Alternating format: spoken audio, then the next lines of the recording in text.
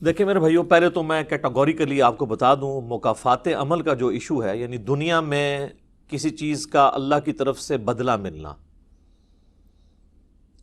آخرت میں تو ظاہر ہے ملنا ہی ملنا ہے، وہ تو ایک یونیورسل ٹروتھ ہے۔ اس حوالے سے اللہ تعالیٰ کا جو اصول ہے وہ آپ سمجھ لیں۔ سورہ الزمر کی آیت نمبر ہے 7۔ اعوذ باللہ من الشیطان الرجیم، بسم اللہ الرحمن الرحیم۔ یہ آپ کو پوری کی پوری ڈاکٹرن کلیئر کر دے گی۔ ان تکفروا فإن اللہ غنی عنکم، اگر تم ناشکری کی روش اختیار کرو گے، کفر کرو گے، تو بے شک اللہ تعالی غنی ہے، اسے کسی کی کوئی پرواہ نہیں۔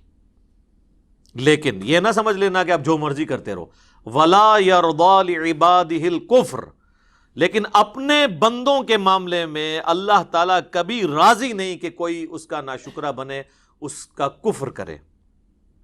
وَإِن تَشْكُرُوا يَرْضَهُ لَكُمْ، اور اگر تم شکر گزاری کی روش اختیار کرتے ہو تو یہی وہ پسند کرتا ہے۔ پورا دین شکر گزاری ہے نا، اللہ نے جو نعمتیں دی ہیں وہ اللہ کے کاموں میں لگائی جائیں۔ وَلَا تَزِرُ وَازِرَةٌ وِزْرَ أُخْرَى، اور کوئی بوجھ اٹھانے والی جان کسی دوسرے کے اعمال کا بوجھ نہیں اٹھائے گی۔ یہ ہے وہ کانٹے کی بات، کوئی کسی کے اعمال کا ذمہ دار نہیں ہو سکتا۔ ثُمَّ إِلَىٰ رَبِّكُمْ مَرْجِعُكُمْ، پھر تمہیں لوٹ کر اپنے رب کی طرف جانا ہے۔ فَيُنَبِّئُكُمْ بِمَا كُنتُمْ تَعْمَلُونَ، پھر وہ تمہیں بتا دے گا جو کچھ تم دنیا میں اعمال کیا کرتے تھے۔ إِنَّهُ عَلِيمٌ بِذَاتِ الصُّدُورِ، بے شک وہ تو سینوں کے چھپے ہوئے رازوں کو بھی جاننے والا ہے۔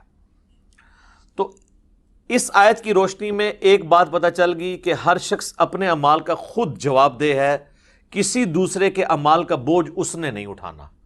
خواہ کوئی پیر آپ کو یہ لارا لگائے ہوئے ہے کہ میں بوجھ شیئر کر لوں گا، تو وہ بالکل غلط کہہ رہا ہے، اور خواہ کوئی برا آدمی جو ہے وہ یہ سمجھتا ہے کہ میرے گناہوں کا بوجھ میری اولاد اٹھا لے گی، تو ایسا نہیں ہوگا۔ اولاد ماں باپ کا نہیں اٹھا سکتی، ماں باپ اولاد کا نہیں۔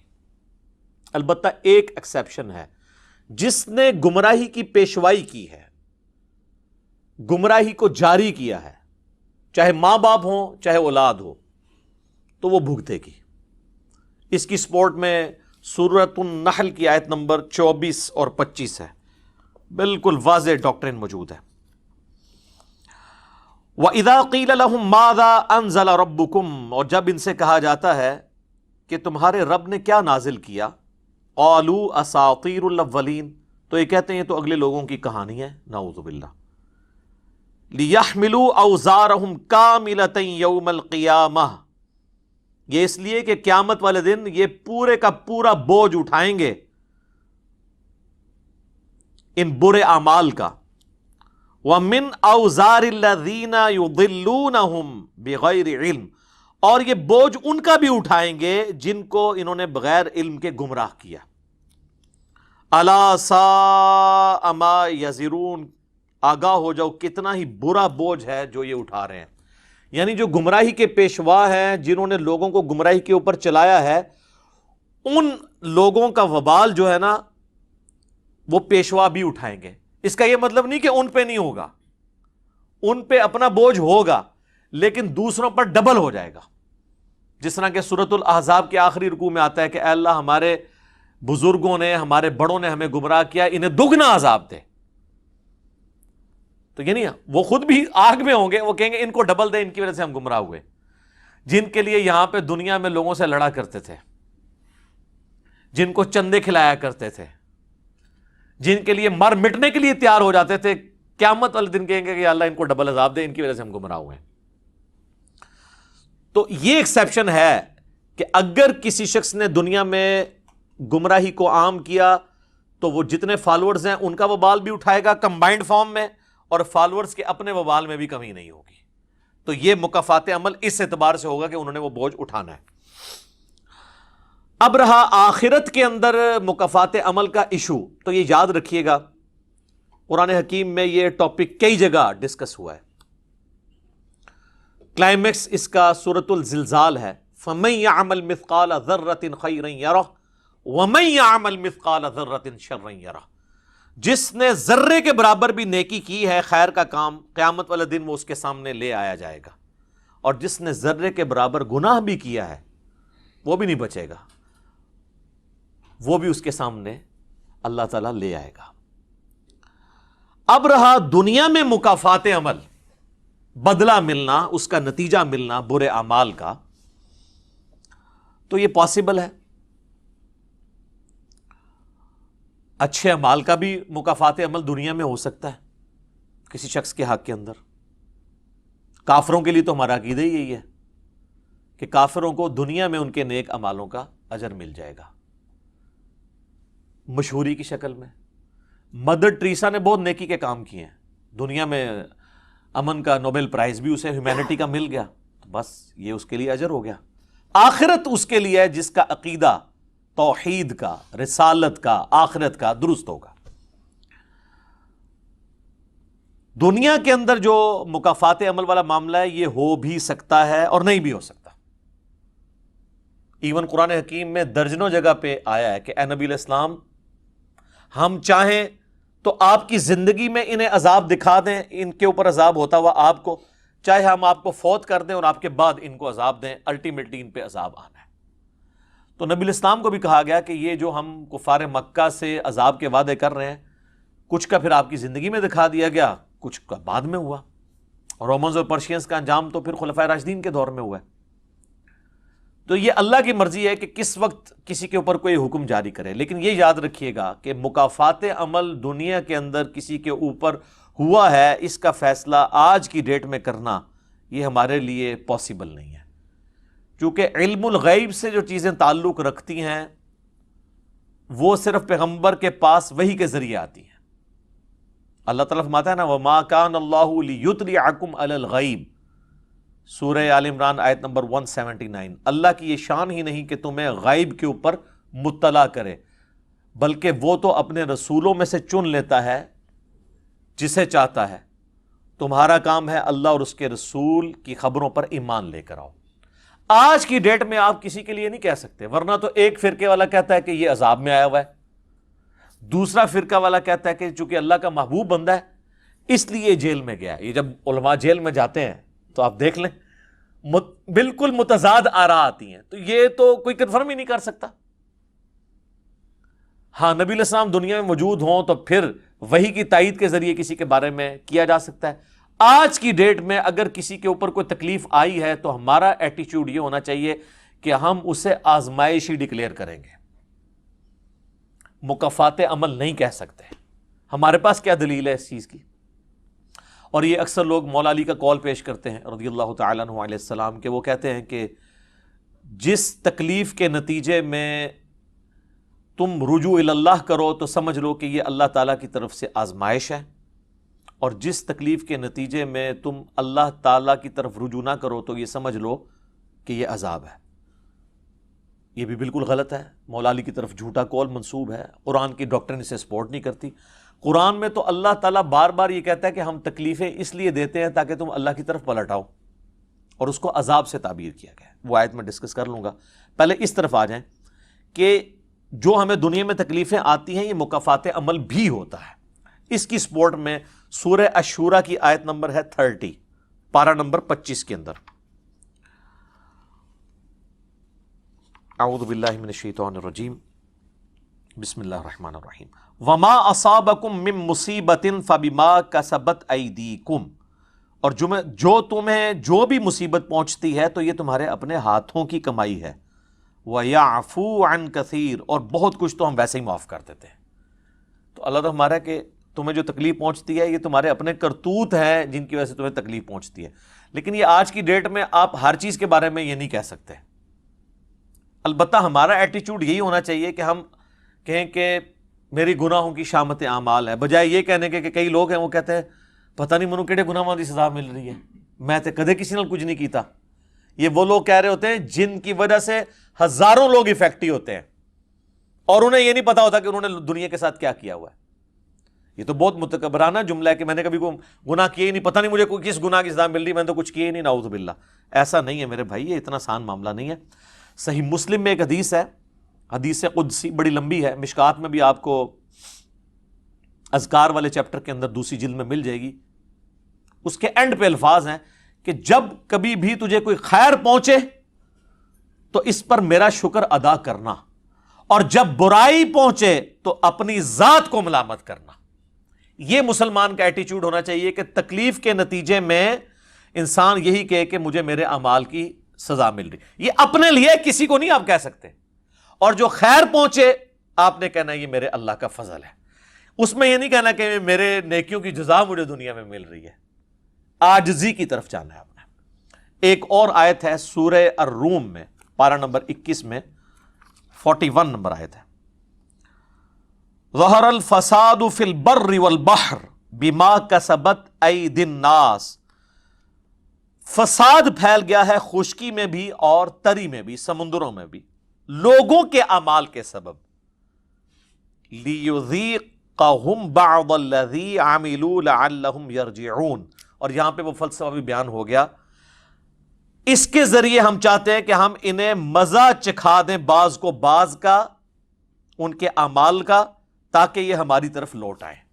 یعنی دنیا میں جو یہ معاملات ہوتے ہیں، جو سورۃ الحج میں آیا ہے کہ اگر ہم بعض کو بعض سے نہ ٹکراتے رہتے تو کوئی عبادت گاہ، کوئی گرجا، کوئی کلیسا، کوئی معبد اور کوئی مسجد جس میں اللہ کا ذکر کیا جاتا ہے یہ سلامت نہ رہتے. یہ جنگوں کے ذریعے اللہ تعالیٰ کنٹرول کرتا ہے نا سر. ورنہ تو یقین کریں جب حکمرانی میں بندہ آتا ہے تو پھٹ جاتا ہے. دیکھیں تاتاریوں کے آگے بند ہی نہیں باندھا جا رہا تھا، پھر الٹیمیٹلی عین الجالوت کے اندر جا کے تاتاری وہ جنگ ہارے ہیں، وہاں سے ان کا زور ٹوٹنا شروع ہوا ہے. مسلمان بھی کسی سے سنبھالے نہیں جا رہے تھے. فرانس کی جنگ ہار گئے بنو امیہ کے بالکل آخری دور کے اندر. اگر وہ جنگ جی جاتے تو پوری دنیا پہ قبضہ ہو جاتا مسلمانوں کا. زور ٹوٹ گیا، کہیں نہ کہیں آ کے بندہ مار کھا جاتا ہے. تو اللہ تعالیٰ کہتا ہے میں بعض کو بعض سے ٹکراتا رہتا ہوں تاکہ لوٹتے نہیں لوگ ہماری طرف. سورہ سجدہ میں یہی مضمون بیان ہوا ہے آیت نمبر 21 کے اندر، وہ بھی پارہ نمبر 21 کے اندر ہے.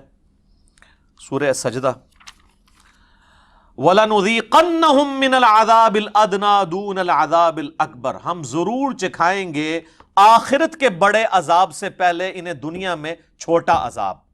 لَعَلَّهُمْ يَرْجِعُونَ، تاکہ یہ ہماری طرف لوٹ آئیں. یعنی اللہ تعالیٰ تکلیف کا مقصد یہ بتا رہا ہے کہ اللہ کی طرف لوٹو. یہ سعید انور صاحب کو آپ دیکھیں، اگر ان کی بیٹی نہ مرتی تو کبھی انہوں نے اللہ کو سیریس لینا تھا؟ اللہ نے اس شر میں سے، اس فتنے میں سے، اس آزمائش میں سے ان کے لیے کتنا بڑا خیر نکالا. آپ دیکھیں کتنے لوگ ہیں جو اللہ کی طرف آ جاتے ہیں. کسی کا جوان بیٹا فوت ہوتا ہے، کسی کی ماں مر جاتی ہے، کسی کا بھائی فوت ہوتا ہے، تو اس وقت اس کو پھر یقین آتا ہے. کوئی قریبی دوست مر جاتا ہے کہ یار میں نے بھی مرنا ہے. تو یہ سارے کے سارے سگنلز جو اللہ کی طرف سے آتے ہیں اس لیے کہ انسان اللہ کی طرف لوٹے. باقی مکافات عمل دنیا میں اس اعتبار سے ہے کہ جن چیزوں کی ہم لوگوں کی تعریف کر رہے ہوتے ہیں کہ اس کے بڑا منصب ملا ہے، اسے بڑی دولت ملی ہے، اللہ تعالیٰ اس کے ذریعے اس کے اوپر عذاب بھی مسلط کر سکتا ہے. اس کی سپورٹ میں سورہ التوبہ کی آیت ہے، آیت نمبر 55. فَلَا تُعْجِبْكَ أَمْوَالُهُمْ وَلَا أَوْلَادُهُمْ. اے نبی علیہ السلام، آپ کے مخالفین کا مال اور ان کی اولاد آپ کو تعجب میں نہ ڈالے. انما یرید اللہ، اللہ تو صرف اتنا چاہتا ہے لیعذبہم بہا فی الحیات الدنیا، کہ کافروں کو انہی چیزوں کے ذریعے دنیا میں عذاب دے، ان کے مال اور اولاد کے ذریعے مسلط کر دے ان کے اوپر. وتزہق انفسہم وہم کافرون، اور ان کی جان اس حال میں نکلے کہ وہ کفر کی حالت میں ہو. دنیا میں آپ دیکھ لیں کئی لوگوں کے اوپر اولاد مسلط ہو جاتی ہے. وہ واصف علی واصف صاحب کہتے ہیں میں ایک دفعہ مسجد میں بیٹھا ہوا تو ایک شخص وہاں اونچی آواز میں دعا کر رہا تھا کہ اللہ 25 سال پہلے جو میں نے دعا مانگی تھی وہ واپس کر دے. تو کہتے ہیں میں نے اینڈ پہ اس سے پوچھا یار یہ کیا ہوا تھا؟ کہتے ہیں میری بیٹیاں ہی تھیں، میں نے اللہ تعالیٰ سے بڑی منتیں مرادیں کر کے ایک بیٹا لیا، وہ تو سارے گھر کا سامان ہی اس نے بیچ دیا، وہ تو برائی کے اندر نشے کے اندر پڑ گیا، تو میری تو بیٹیاں ساری ٹھیک نکلی ہیں، تو بہتر تھا کہ یہ نہ ہی آتا.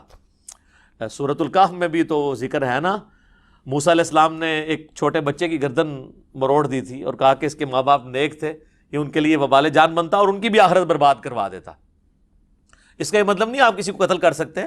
وہ حضرت خضر جو تھے، خضر وہ فرشتہ یا کوئی بھی اللہ تعالیٰ کی طرف سے آیا ہوا پیغمبر، وہ اسرائیل کے ایکویلنٹ آیا ہوا تھا. اس سے اللہ نے مسئلہ تقدیر سمجھایا کہ بظاہر تمہیں کوئی شر پہنچتا ہے اس میں خیر پوشیدہ ہوتی ہے، لیکن تمہیں اس وقت نہیں پتا ہوتا، جو سورۃ البقرہ میں آیا کہ بعض اوقات تمہیں کوئی خیر پہنچتی ہے اور یعنی انسان یہ سمجھ رہا ہوتا ہے کہ یہ میرے لیے خیر ہے اور اس کے اندر شر چھپا ہوتا ہے تمہارے لیے، اور بعض اوقات شر آتا ہے اور اس میں تمہارے لیے خیر چھپی ہوتی ہے، اللہ جانتا ہے تم نہیں جانتے۔ یہ تعویل خاص میں تو جہاد اور قتال کے بارے میں آیا کہ بظاہر تو یہ مشکل کام ہے لیکن اس کے اندر خیر چھپی ہے، ایک بڑی کاز کے لیے قتال ہو رہا ہے، لیکن یہ جنرل رول بھی ہے اللہ تعالیٰ کا۔ پھر میں وہی بات کروں گا کہ آج کی ڈیٹ میں آپ کسی کے اوپر فتویٰ نہیں لگائیں گے کہ یہ اسے جو ہے وہ اپنے اعمال کی سزا مل رہی ہے، کیونکہ سر دنیا میں ہو جاتا ہے، بڑے بڑے نیک لوگوں کی اولاد خراب نکلتی ہے۔ حضرت نوح علیہ السلام کی کوئی تربیت میں فرق رہ گیا تھا؟ قرآن میں آیا کہ ان کا بیٹا کافر نکلا، تو آپ کوئی کہے گا کہ حضرت نوح کے لیے معاذ اللہ مکافات عمل ہوا تھا؟ حضرت نوح اور لوط علیہ السلام کی بیویاں کافرہ تھیں، قرآن میں آتا ہے، اور اللہ تعالیٰ آتا ہے کہ ان کے خاوند ان کو اللہ کے عذاب سے نہیں بچا سکے، تو اب یہ کہیں گے کہ مکافات عمل ہو رہا ہے؟ نعوذ باللہ، یہ تو بہت بڑا دعویٰ ہے۔ اللہ تعالیٰ اس چیز کو نہیں مانتا، اور یہ جو بعض لوگ پلی لیتے ہیں نا جی، وہ سورۃ البقرہ میں ضربت علیہم الذلہ والمسکنہ، یہودیوں پہ تو اب قیامت تک کے لیے ذلت اور مسکنت ہے، اس کا مطلب قطعاً یہ نہیں ہے کہ کوئی یہودی جو ہے وہ اگر خود حق قبول کرنا چاہتا ہے، آج کی ڈیٹ میں بھی کئی یہودی مسلمان ہوئے عیسائی، تو وہ اب اس کے اوپر مسلط ہوگی یہ ذلت، اب اس کو حق نصیب ہی نہیں ہوگا، یہ نہیں مطلب، مراد یہ جو اس روش کے اوپر چلے گا، چاہے اس زمانے کا یہودی ہے چاہے آج کا، یہ تو اللہ کے اوپر ظلم لازم آئے گا نعوذ باللہ۔ اور صفت عدل کو آپ چیلنج کر رہے ہیں کہ ان کے آباء و اجداد کے کرتوت اولاد کو مکافات عمل کی شکل میں بھگتنے پڑیں گے، وہ اپنے اعمال کا بوجھ خود اٹھائیں گے، دنیا میں بھی اٹھا سکتے ہیں آخرت میں بھی۔ عذاب کی تو اللہ کی 4 قسطیں ہیں، دنیا کی زندگی میں، موت کے وقت، قبر میں اور آخرت میں۔ 10 احادیث، 17 احادیث اور 10 آیات قرآن کی میں نے اس کانٹیکسٹ میں ڈسکس کی ہے، مسئلہ نمبر 117A اور 117B، وہ آپ دیکھ سکتے ہیں عذاب قبر کے اوپر۔ تو یہ اللہ تعالیٰ کی مرضی ہے کہ کس کے اوپر کس وقت کوئی معاملہ کیسا کر دے، ہم کسی کو نہیں کہہ سکتے۔ ورنہ تو مجھے بتائیں، ابو جہل کا مکافات اعمال والا سلسلہ اس کی اولاد میں تو ٹرانسفر نہیں ہوا۔ سیدنا اکرمہ بن ابی جہل وہ تو مسلمان ہے، اور بمشکل ان کی 4-5 سال کی اسلام کی زندگی ہے، جنگ یرموک میں وہ شہید ہوئے ہیں۔ باپ امت کا فرعون ہے اور بیٹا صحابی ہے اکرمہ بن ابی جہل، تو ٹرانسفر تو نہیں ہوا۔ دوسری طرف پرشین امپائر جس شخص نے گرائی، سعد ابن ابی وقاص، حضور علیہ السلام کے لاڈلے ترین اصحاب، 10 مبشرہ میں سے۔ مولا علی کہتے ہیں، بخاری مسلم کے الفاظ ہیں، میں نے کسی کے لیے زندگی میں نہیں سنا کہ حضور کہتے ہو میرے ماں باپ تجھ پہ قربان، سعد ابن ابی وقاص کے لیے آپ نے کہا تھا۔ ان کا بیٹا عمر بن سعد قاتلین حسین میں شامل ہے، یہ بھی ہو جاتا ہے۔ تو اب یہ نہیں کہیں کہ باپ کے اعمال کی سزا بیٹے کو ملی ہے، یا نعوذ باللہ بیٹے کے اعمال کی سزا باپ کو، ایسے نہیں، یہ بالکل کانسیپٹ بالکل غلط ہے۔ ہمارا ایٹیچیوڈ اس میں کیا ہونا چاہیے وہ ہمیں بتا دیا گیا ہے سورۃ البقرہ کی آیت نمبر 155 میں، 156 کے اندر۔ ہمیں وہ چیز دیکھنی چاہیے کہ ہمیں اللہ نے اس صورتحال میں حکم کیا دیا ہے، وَلَنَبْلُوَنَّكُمْ بِشَيْءٍ مِّنَ الْخَوْفِ وَالْجُوعِ وَنَقْصٍ مِّنَ الْأَمْوَالِ وَالْأَنفُسِ وَالثَّمَرَاتِ، ہم ضرور آزمائیں گے دنیا کی زندگی میں تمہیں خوف کے ذریعے، بھوک کے ذریعے، جان اور مال میں نقص کے ذریعے، وَبَشِّرِ الصَّابِرِينَ، اور بشارت ہوگی صبر کرنے والوں کے لیے۔ تو یہ ساری تکلیفیں، ان کو آپ مکافات عمل کہہ کے نہیں جان چھڑا سکتے، یہ اللہ کی طرف سے آزمائش بھی ہو سکتی ہے کسی کے اوپر۔ اور صبر کرنے والوں کے لیے بشارت ہے، اور ان کی نشانی کیا ہے؟ الذین اذا اصابتهم مصیبہ، جب کبھی انہیں کوئی مصیبت پہنچتی ہے تو وہ کہتے ہیں قالوا انا للہ وانا الیہ راجعون، بھئی ہم بھی تو اللہ کی طرف سے آئے تھے، ہمیں بھی لوٹ کے اللہ کے پاس جانا ہے، اگر کوئی تکلیف آئی ہے تو یہ بھی چلی جائے گی نا۔ سب سے بڑی تکلیف کیا ہے؟ موت، وہ بھی تو ہم پہ آنی ہے نا، تو اس سے پہلے اگر کچھ چھوٹی تکلیف آئی ہے تو اللہ کی طرف چلی جائے گی۔